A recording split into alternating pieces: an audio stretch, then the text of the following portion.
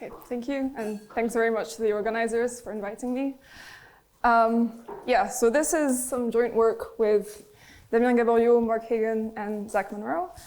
And I think I'll start by talking about chaos a little bit. So this is fairly new for most of us, but it's a notion in topological dynamics, which the definition I'll give is from a book by Delaney? I don't know. I've spelt it wrong. But anyway, it's from his book, and it's really an older notion which is supposed to illustrate this kind of behavior that people had been noticing for a long time in various dynamical systems in physics, in maths, in all sorts of places. And what it's supposed to capture is this notion of a system which is both quite regular and has a lot of periodic points, and at the same time is completely unpredictable in the sense that you change something a little bit and things become completely different. The sort of examples people talk about all the time is things like the weather and the butterfly effect and that kind of thing. And I think in maths, if you take like two pendulums, this is supposed to have quite a chaotic behavior. So the formal definition will have a group G acting on X, which I'll take to be compact for good measure and metrizable.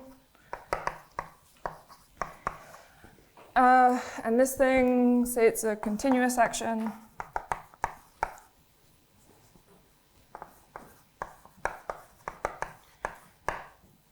We say it is chaotic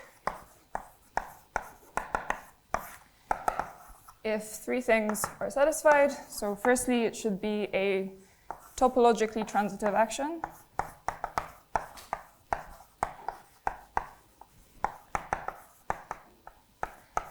So it's sort of an irreducible system in a sense. So precisely what this means is if you have two non-empty open subsets of your space, there is always some element in G which will make the first one intersect the second.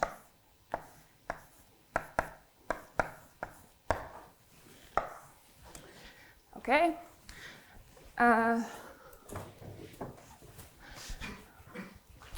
Second thing is this kind of regularity. So you want dense periodic orbits or dense finite orbits.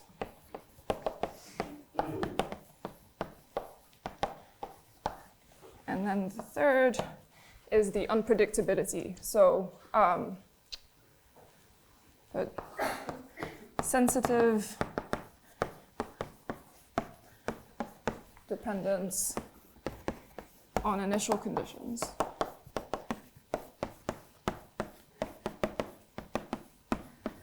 Okay, and this is, I'm not going to define it precisely because it turns out it's not needed, but this is this condition that if you change the starting point even just a little bit, then eventually there will be no way to tell that they started close together. Okay, so it's not necessary, and this is a result due to a bunch of people. Hopefully I wrote their names down correctly. So if you have the first two, they imply the third. And this is Banks, Brooks, Cairns, and two more, Davis and Stacy. Okay, so you can start by getting rid of this.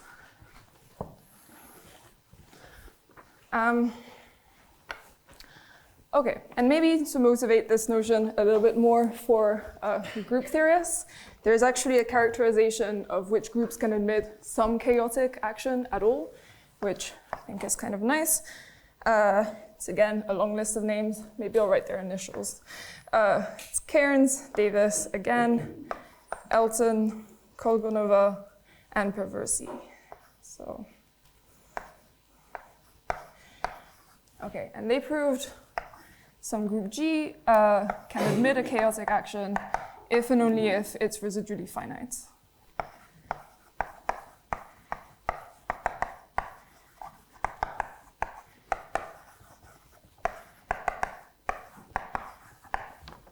Okay, and it turns out this is a fairly straightforward thing to prove, but I think it's cool. All right, so we will try and study this, but in a space that is more closely related to the group. So this is the space of subgroups.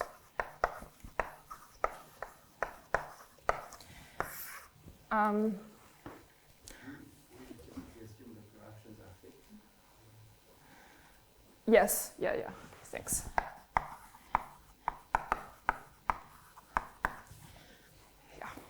Thanks. Okay, so second part, space of subgroups. This is exactly what it sounds like. So you denote it sub G. And as I said, it's just all of the subgroups of G. And the topology on it comes from the fact that this is just a subspace of the set of all subsets of G, which is just this counter set, assuming G is countable, which I will from now on. And it turns out it's not super hard to show that this is closed. So it inherits a bunch of nice properties from the counter set. Let's see, it's compact, metrizable, totally disconnected.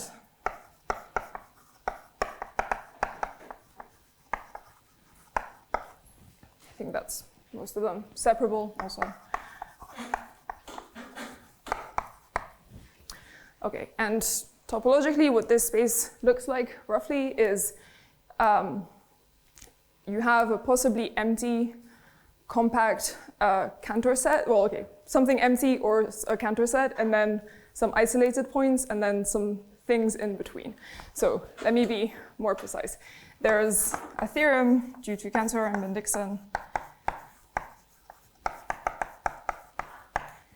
which tells you such a space always has a unique decomposition into something we call K of G and some set C, where K of G is, it's called the perfect kernel. And it's essentially the maximal subspace of this space, which is closed and has no isolated points. It's perfect. And then C here is just countable. And how you should picture this is that the elements in C are all isolated, or potentially they're limit points of other points in C. But essentially, if you start like picking off the isolated points, and you do this maybe transfinitely, eventually countably many steps will go past, and you'll end up with something perfect, which is kind of the interesting part of the space if you're planning to do some dynamics, which we are. Okay, what else should I tell you? This space has a natural action. G acts on it by conjugation.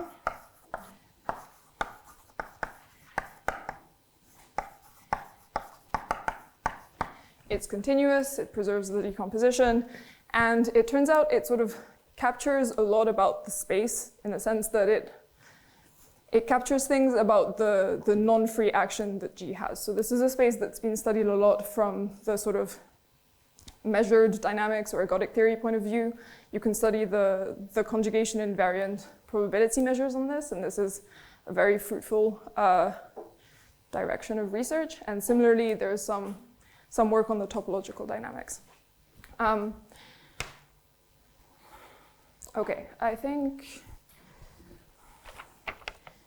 one more thing. I will tell you a basis so we can work with it. This is probably fairly straightforward, but all of the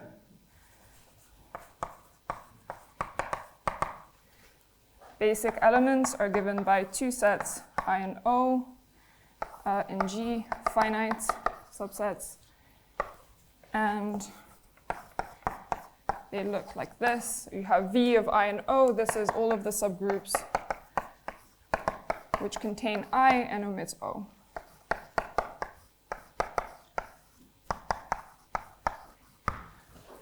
Okay, so this is just what you get if you intersect the cylinders in the Cantor set with this subspace.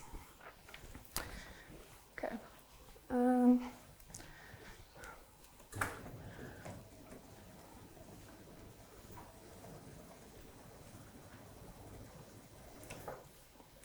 All right, so before we go on to chaos in here, maybe we can do some examples. Starting off easy, the space of subgroups of the integers. This is homeomorphic to the one-point compactification of the natural numbers, where the correspondence is like every finite index subgroup of here gives you a natural number, and the trivial one is the limit of all of the finite index subgroups. Okay, but then this is still too small to have anything perfect inside it, so the perfect kernel is empty, and of course the action is trivial. So in particular, being residually finite is not going to help you with chaos in this context. Okay, a second, slightly more complicated example. Maybe I'll mention you can also add n on here and get this. It's not so much harder. Right. Second easiest group, free group. Let's say rank 2. In this case, you still have the property that all of the finite index subgroups are isolated points. This is true for any finitely generated group, because essentially a finite index subgroup is completely determined by a finite generating set and the elements in a transversal. So this is everything you need to know. Okay, it's contained in the set of infinite index subgroups, and it turns out it is equal to it. Sorry. What am I saying? This is the perfect kernel that I'm trying to describe. Yeah, and then all of these subgroups, the set of finitely generated subgroups is dense in here because the thing is countable, so you can just write it as a union of finitely generated subgroups. And so the space itself looks like this thing plus the finite index subgroups that all accumulate onto it. Right. Maybe I'll say one thing about how this equality comes about. It's not very hard, but the really important property about free groups, which you can sort of generalize, is that they have extremely flexible Schreier graphs. Like, it's very easy to take a Schreier graph of a finitely generated subgroup of a free group and manipulate it and make another Schreier graph, because they're just labeled graphs, so it's very easy to tell if you've done it correctly. So this is roughly how this is proved. And then the other thing is, and I won't justify it, but it's a similar principle. The action of F2 on this perfect kernel is topologically transitive.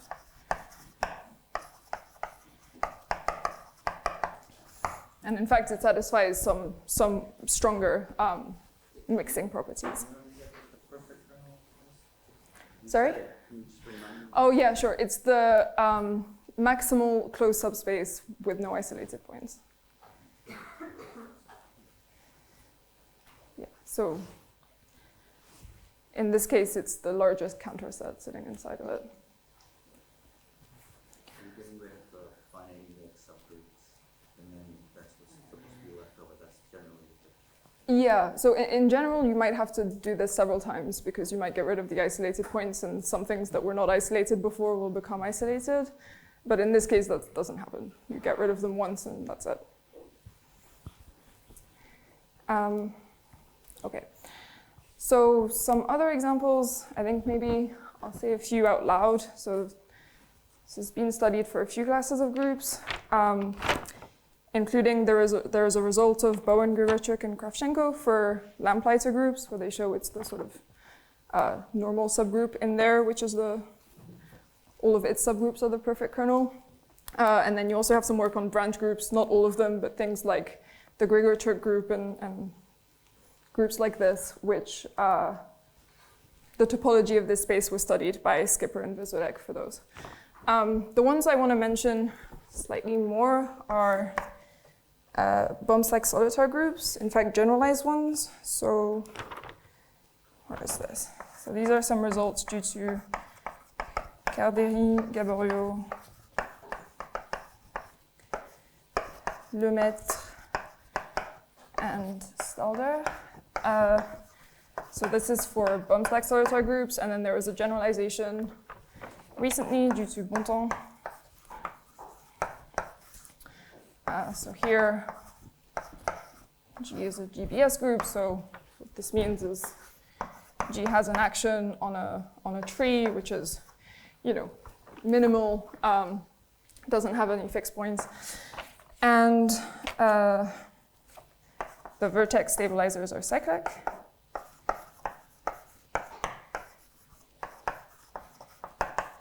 And what they showed in this context is that the perfect kernel is all of the subgroups of G, so that if you look at their action on this tree, the quotient is infinite.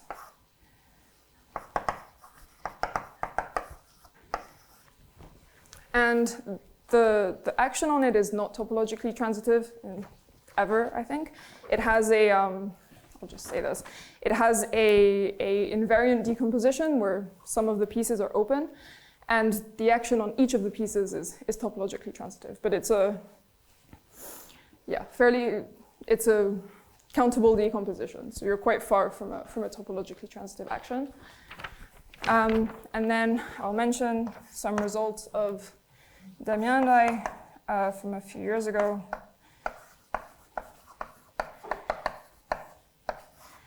Where I think I won't write the whole thing, but we sort of studied this space for groups that also act on trees, but that act quite differently. So for example, if you have an acylindrical action on a tree, then you get a similar description of the perfect kernel, but as long as you rule out non-trivial finite normal subgroups, you do actually get topological transitivity.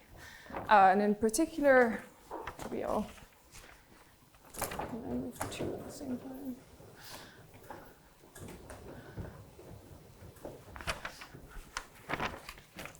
So if you take, which groups did I want to mention? Let's say G, finitely generated, such that either G has infinitely many n's,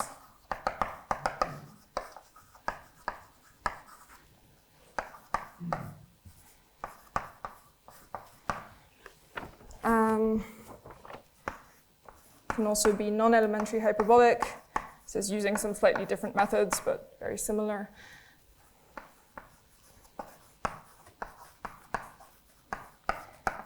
And you also need it locally quasi-convex for what I'm going to say. And we'll go with or a non-abelian limit group.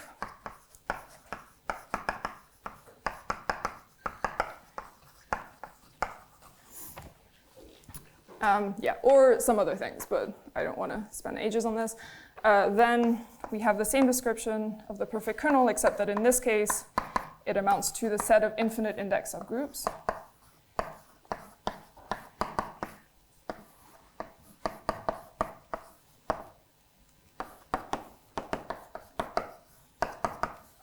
So same as the free group. And the action is topologically transitive as long as there's no normal finite subgroups that aren't trivial.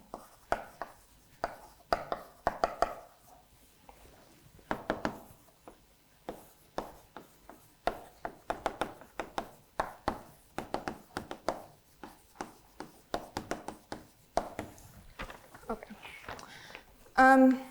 Fine. So we have a bunch of groups with some topologically transitive actions on pretty large subspaces of the space of subgroups.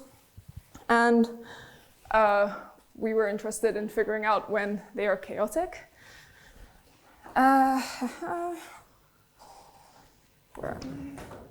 So I think I'll state the theorem. we can talk about it. So this is ongoing work with the people I mentioned before. So Damien, Mark, and Zach.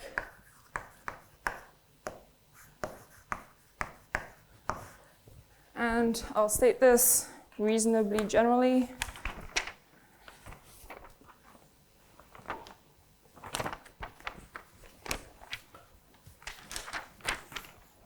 Okay, so suppose you have a group G, finitely generated, not virtually cyclic, and no non-trivial finite normal subgroups.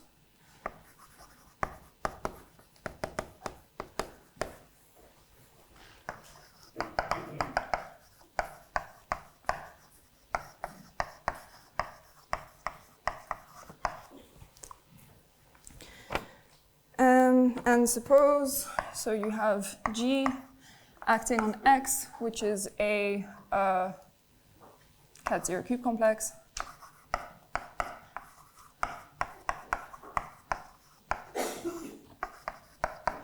And suppose the action is proper, cocompact, essential, which I won't define formally, but it means every orbit gets arbitrarily far from any hyperplane. And last thing, we need the convex cocompact subgroups to be separable.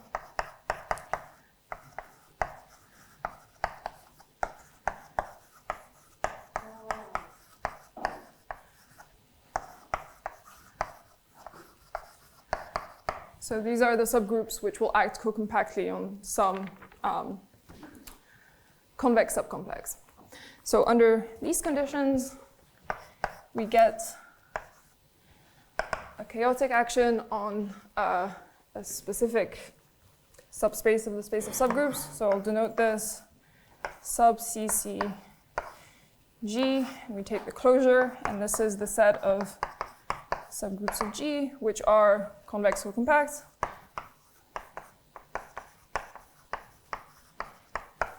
Infinite index. And that's it. Yeah. Okay, so in this case, the action on here is chaotic.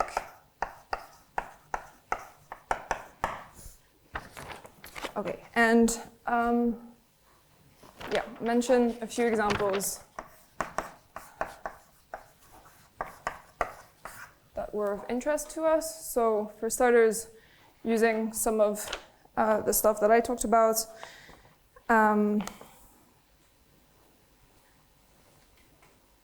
well, no, okay, fine. Just using this and other results, we get all irreducible right-angled Artin groups.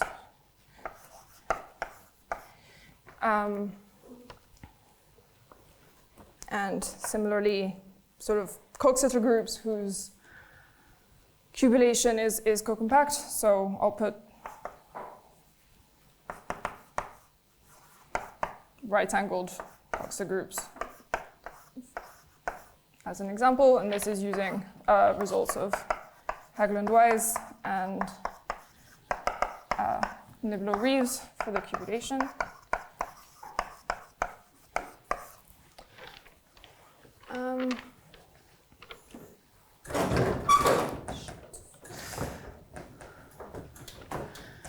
Okay, and then of course, there is everybody's favorite example, hyperbolic three-manifold groups.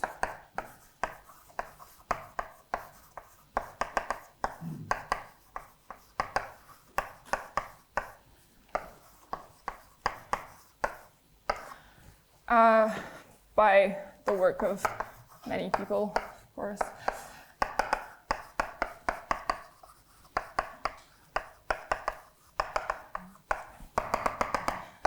Okay. Yeah, and maybe I'll mention also forgot to say it earlier, but in this case, we actually have G acting on its perfect kernel is chaotic, because this is exactly this.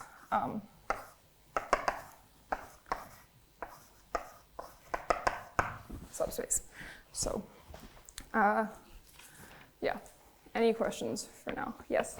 Did you just set sub CCG as that, or do you actually need the closure? Sorry, yeah, I mean the closure. So sub CC is this, and the closure is the closure. Yeah, thanks. Convex cocompact. Okay. Fine. So I want to talk a bit about the proof of this. I don't have loads of time. So where did the normal behavior index on subgroups fit in this one? Like a surface group that's linear up. So it depends. The virtual fiber subgroups are not in here. They're essentially the only thing that's missing. Yeah, all the other infinite index subgroups are either convex or compact or limits of those. So. All right.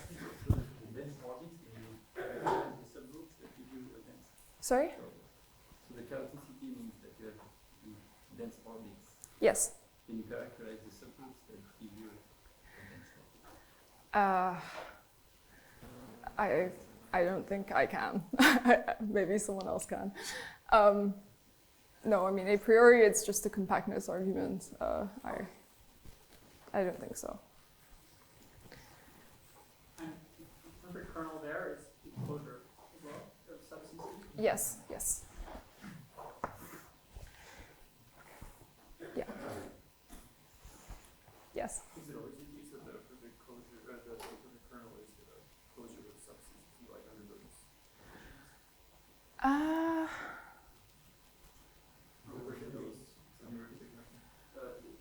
Is it always true that the perfect kernel is the closure of sub CCC, or is it just for those examples that you listed?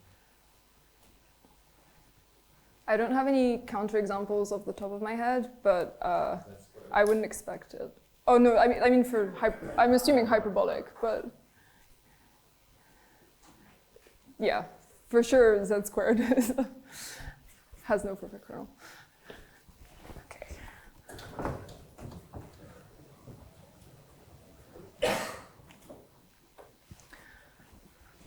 Okay. Let's see.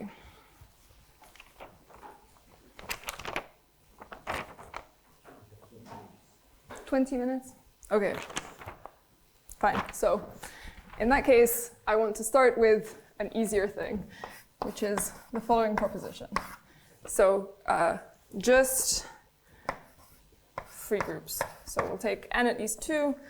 The action of the free group of rank n on its perfect kernel is chaotic. And we'll try and prove this. So really, for this project, I mean, we did prove topological transitivity in this setting, but actually most of the work and most of the thought went into proving that there are dense periodic orbits. So this is what I'll focus on here as well. So take as a given that the perfect kernel is the set of infinite index subgroups, and the action is topologically transitive.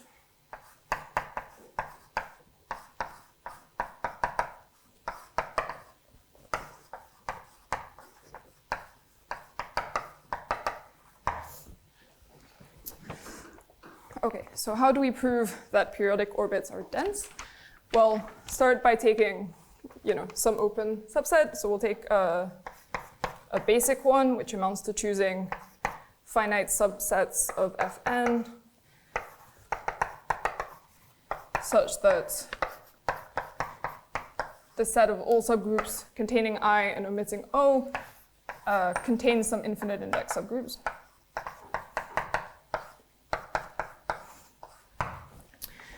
Okay, and I think I mentioned before that the set of finitely generated subgroups is dense in this space.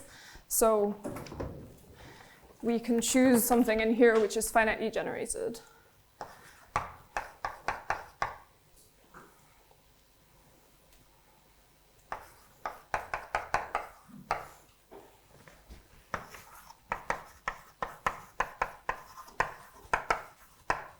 And now, by Marshall-Hall's theorem, H is separable. And this means you can write it as an intersection of finite index subgroups. And actually, you can take intersections of those, and you can write it as a descending intersection of finite index subgroups, which, because you're in a free group, you know that if you have a chain of subgroups whose index is increasing, the rank will also increase. So in particular, there exists K, a subgroup of Fn with finite index.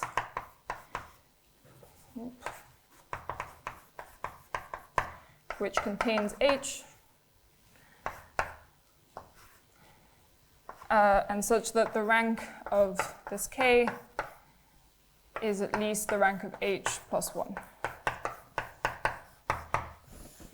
Okay, and now if I abelianize,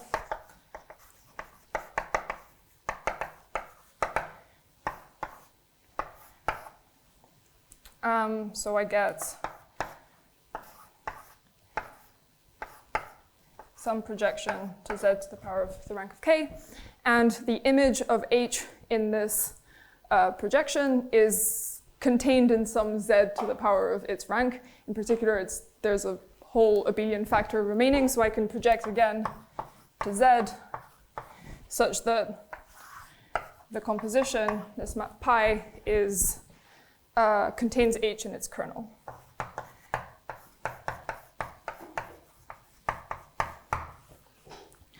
Okay, makes sense. And then, okay, I have this kernel, I'll call it n. Sorry, I forgot to mention something. I need one more thing about this finite index subgroup, which I can get because it comes from separability, which is that its intersection with O is empty. Okay, so now I is contained in H, which is contained in N, and O intersect N is contained in this intersection, which is empty. So I found something in my open set which has infinite index. So, right, and it's not normal in the whole group, but it is normal in K, which has finite index in the whole group. So it has finitely many conjugates, which amounts to its orbits in the space of subgroups being finite.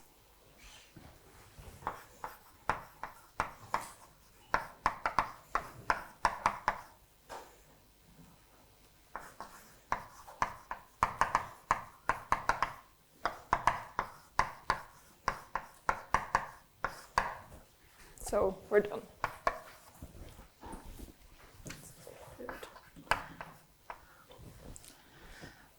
Okay, so one thing that we learned from this is that projecting to Fn is maybe a good idea. So in particular, if you had, a subgroup or rather a group which was both separable and had a map to Fn, then you would be in very good shape. And in our setting, we have almost this. So we have the following theorem of Wise.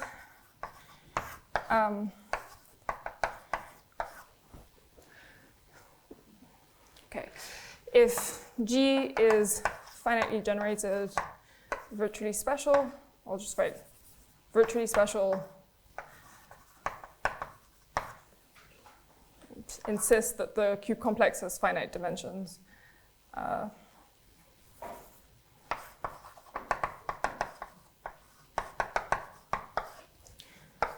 Then there is a finite index subgroup of G.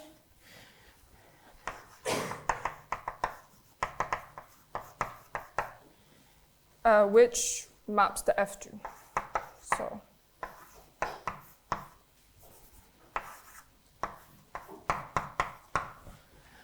Okay, and if this was enough, we would be happy. So the conditions are not exactly the same. In particular, we asked for cocompact. Why is this not? And I've stated this in a bit of a, I've just listed properties, which doesn't match up exactly to being virtually convex special, but really, like, if you're gonna ask for convex cocompact subgroups to be separable, it's not that much more to ask for it to be special. So, okay, good. The problem is that you don't, in general, get to control what ends up in this subgroup. Yeah? You want to get rid of the viewing group somehow? Yes, thanks.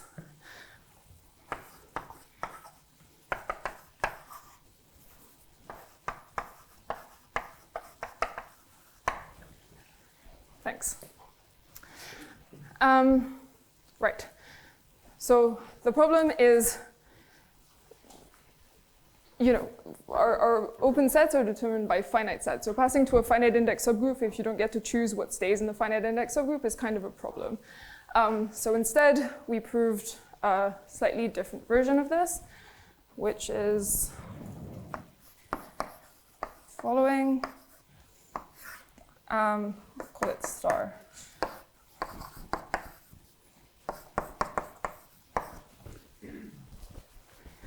And attempt to state it correctly.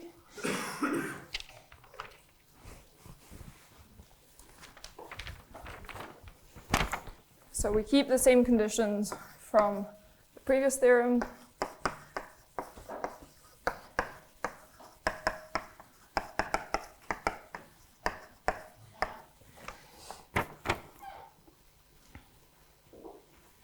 And we get the following. So if H is something in this set of convex cocompact infinite index subgroups, I'm not taking the closure this time, then there exists K, a subgroup of G with finite index,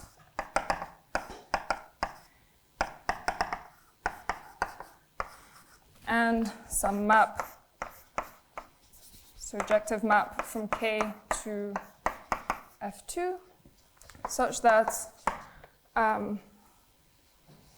K will be in, sorry, H will be in K, but actually we get it into the kernel instead of this map. Okay, and I'll mention one more thing, which is important for the actual theorem, which is that this kernel is probably not going to be finitely generated. In fact, most always not. But it will be in the closure of these. You'll be able to approximate it with convex cocompact subgroups. Okay. So, yeah, maybe very quickly we can go over why this actually does what we wanted it to. So, and focusing again on the dense periodic orbits.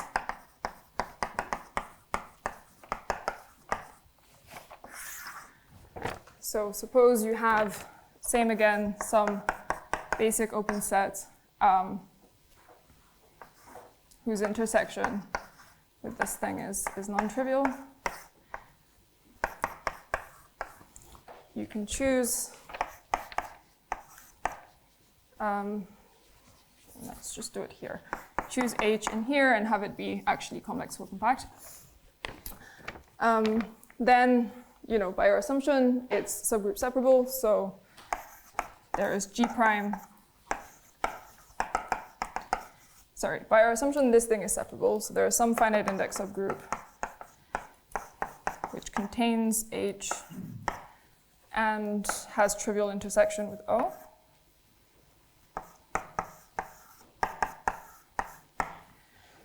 And theorem implies that this surjects onto F2, H is in the kernel, and this thing is in the closure of the cocompact subgroups, and by construction, its intersection with this open set is non-empty. Okay. Right, so any questions? Oh, okay. So I think I have time to say a bit about the proof. I'll do it over here. So this is really quite, inspired by the proof of Wise's theorem. So the idea being, let me write some things. So we have our action on X, which is, I've forgotten an assumption.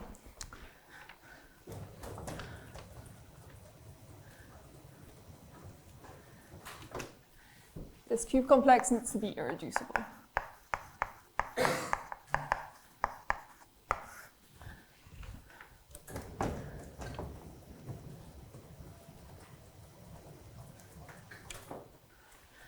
Okay.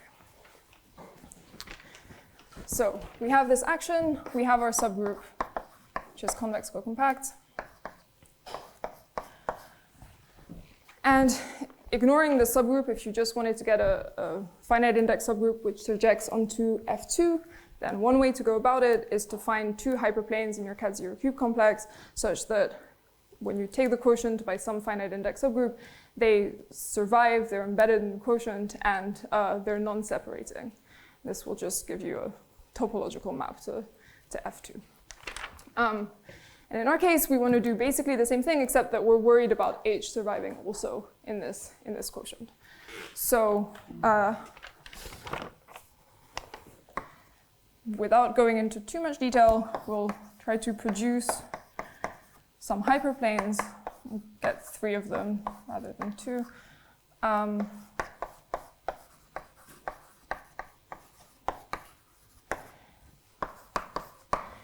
And some elements, actually, G1, G2, G3, such that we get a picture more or less like this. So we have the convex cocompact core for H. So this is just some convex subcomplex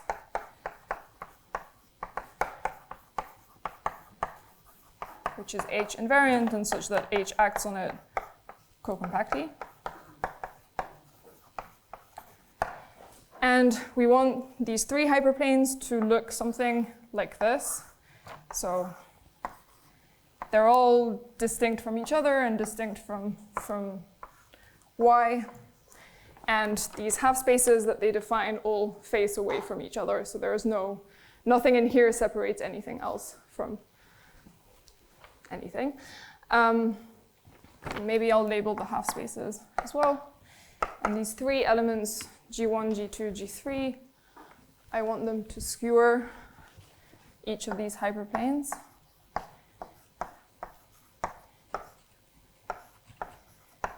So this is, I want this to be true.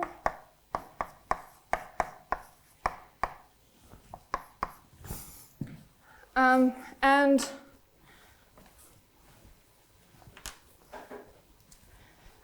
I want all of this to be very, very strongly separated.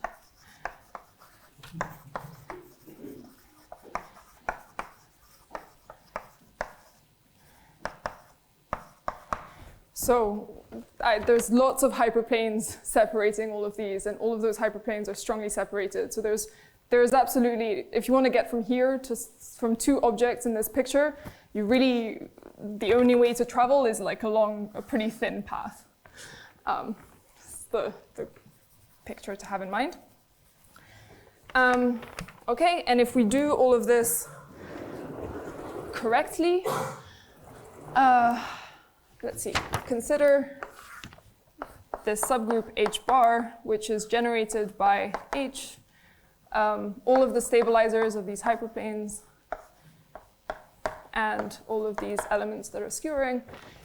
Maybe I should mention one more thing that I'm asking from these skewers is, it's not just that they skewer the hyperplanes, it's that they do it in a really brutal way. So there's actually another hyperplane here, which is also being skewered by G1, so that when you apply G1, everything in this picture gets sent out here.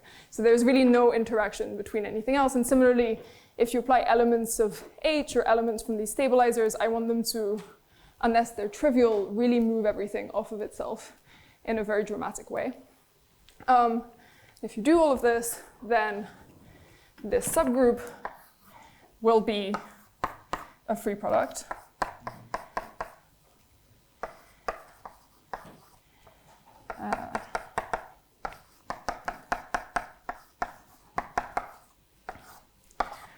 Okay, so hopefully this is somewhat believable, that if you look at the orbit of this picture under H bar, you're going to get some kind of tree-like thing, and you'll be able to, you know, apply Basser theory or ping pong or whatever you like. And the other thing is that because we chose everything really, really strongly separated, if you look at the convex hull of this orbit, it's actually going to be very, very close to the orbit itself. In other words, you will have a convex subcomplex on which this group acts cocompactly. So the subgroup is in this set. And now, because it's by assumption separable, you can sort of get rid of things that you don't like. In particular, so what we'd like is for these three hyperplanes to survive in the quotient. We want them to not be separating, and we don't want them to. We want them completely disjoint from the quotient of YH.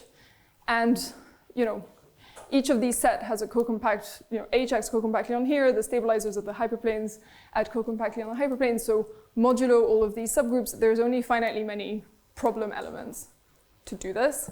So we avoid them.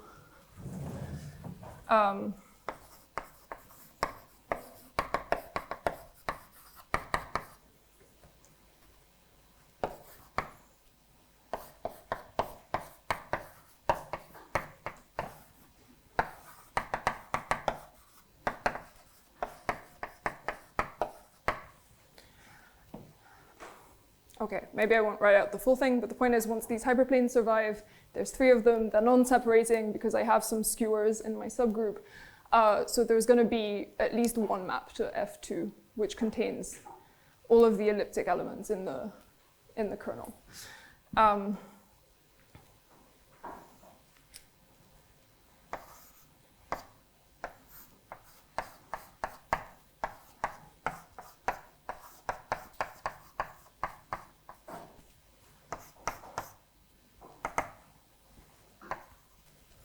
Okay, and I'll end here. Thank you.